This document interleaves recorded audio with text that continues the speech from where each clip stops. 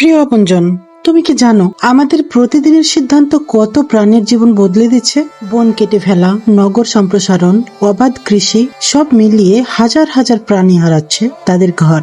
শেষটা না শুনলে পুরোটা বোঝা যাবে না।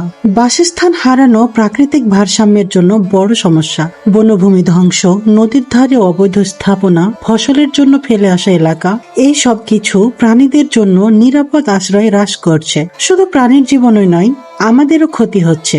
বনাঞ্চল কমে গেলে বন্যজীবন ভারসাম্য হারায়, প্রাণীরা মানুষের এলাকা ঘেঁষে আসে এবং সংঘর্ষ হয়। একটি উদাহরণ দিই, ধরো একটি বাঘের বাচ্চা যার মা বন কেটে ফেলার কারণে মারা গেছে। বাচ্চাটি নিরাপদ আশ্রয় খুঁজে পায় না, কিন্তু আমরা চাইলে পরিবর্তন আনতে পারি।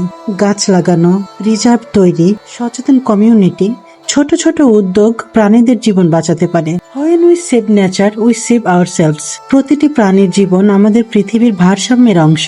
আমাদের ছোট ছোট উদ্যোগ যেমন গাছ লাগানো বা বন্যপ্রাণীর জন্য পানি সংরক্ষণ প্রকৃতিকে জীবিত রাখে।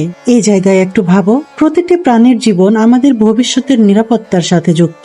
এই ভিডিওটি যদি তোমার মন ছুঁয়ে যায়, তবে আমার সাথে কানেক্ট হয়ে যাও, কারণ প্রতিদিন দুপুর 2টায় আমি এমনই জীবন ঘনিষ্ঠ ও উপকারী ভিডিও আপলোড করি। জানার না জানার মাঝামাঝি যেটুকু বিষয়, সেইখানে থাকো। তোমার কথা বন্ধু শিরিনের গল্পে থাকো। আর আজকের গল্পটি শুধু প্রাণীদের নয়, তোমার ভবিষ্যতেরও জীবন বদলে দিতে পারে। তাই সেভ করে রাখো এবং শেয়ার করে দাও প্রিয় আপনজন। Stay with voice of Shirin, where your soul finds its home.